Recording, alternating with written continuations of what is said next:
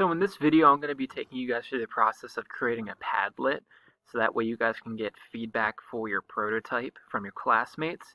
And Padlet is a great way to put something out there and have people post. It's kind of like a discussion wall where people can post digitally. So I'm going to show you guys how to create a Padlet account, as well as create a Padlet, and then finally link it into here, so that way I can put that post out there, the link to your peers, and they can look at your prototype and they can go through and actually give you feedback to improve your design. That way you can move forward with it. So first thing you need to do, you're going to need to go to a new link. You're going to type in padlet.com, P-A-D-L-E-T, and then you're going to sign up for free if you don't have an account already. Most of you probably won't. I would suggest just signing up with your Google account. That'll pretty much just make it very easy for signing up in general, and it'll just use your school Google account. For me, I already have one, so all I have to do is log in.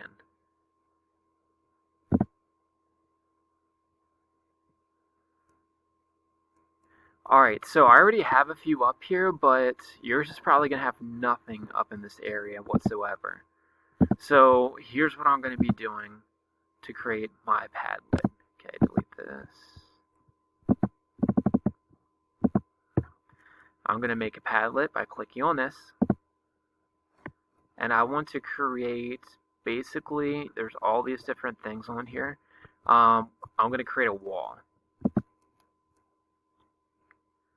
It's going to come with a random background, and for your title, what you want to do is, since we're going to be calling this I wish, I wonder, that's exactly what you're going to be posting as the title name for your Padlet.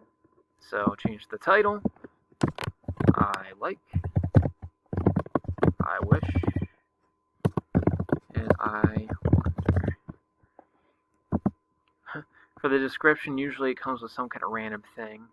You can either leave this or it doesn't really matter to me. I'm just going to say, help give me some meaningful feedback. Icon doesn't really matter. You can choose whatever you want here. But what's going to matter the most, and wallpaper, if you want to be fancy, change the appearance, I don't care, go for it. This stuff doesn't really matter to me. The settings down here, just leave it as is. I wouldn't really change any of this stuff, just leave it. But the most important part is right here, this address. So you're going to have to take this, copy it to your clipboard, and then go back into this slide where it says test evaluate, like I wish, I wonder. And down here next to the star, you want to right click or do Control V. And I want to paste.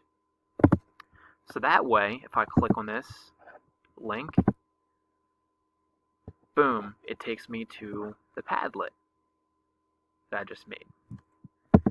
So with this Padlet, here's what I want to do. And let's say you're in the shoes of, you already had the link to one of your peers, you just looked at their prototype, you want to give them some feedback.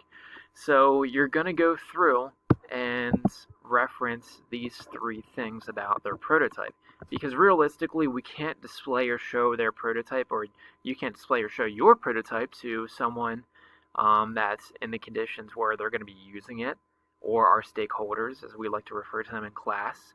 So you're going to write down one thing you like about their design, something you like, I wish I had it, like I wish this design had this, kind of like a suggestion, like meaningful feedback, and then I wonder, and then you're supposed to fill in the blank, like I wonder if there's a better way of doing this, like that's a suggestion, or maybe I wonder what it would be like if you took this away or added this to your specific prototype. And remember, you're trying to answer these three and give them meaningful feedback.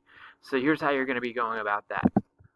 You're going to click on this little pencil down here, or the plus button. The title, you can put in the title, I would just say feedback, just to keep it basic. And then how about after that, you put in your initials. That way we know who the feedback came from. Not that it really matters or anything. Now for the feedback, how about we do it like this? I like, and then we're going to do a colon, I wish,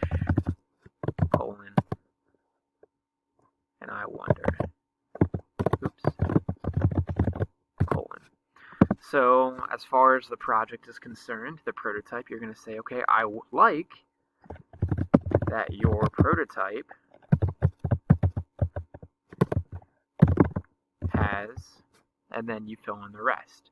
So you're going to do that for all three of these, giving them some feedback, and they'll be able to look over this and see it when they go in and look at their Padlet, which is great. So anyways, if you click out of it, your Padlet's now posted, and that person now has some meaningful feedback. Remember, the whole point behind this part of a project is we're going to be looking at their prototype, and they're going to be displaying on their computer screen probably this slide right here where you can see like their visual prototype, and then you're going to be seeing either a photo of their first working prototype, which we were making out of cardboard, masking tape, and all those other things, or they're going to have it displayed like right next to their computer. So either or.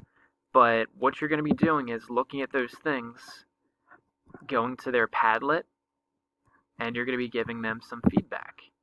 And this feedback, remember, it's supposed to be beneficial.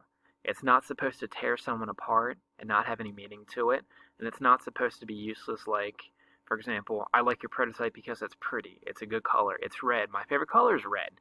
That's not good, meaningful feedback. You want something along the lines of, oh, I really like how you incorporated, like, this shock-absorbing feature in your prototype because it's a great idea and I think our stakeholders will benefit from it. That's a great example, and you have to make sure that you have information to back it up.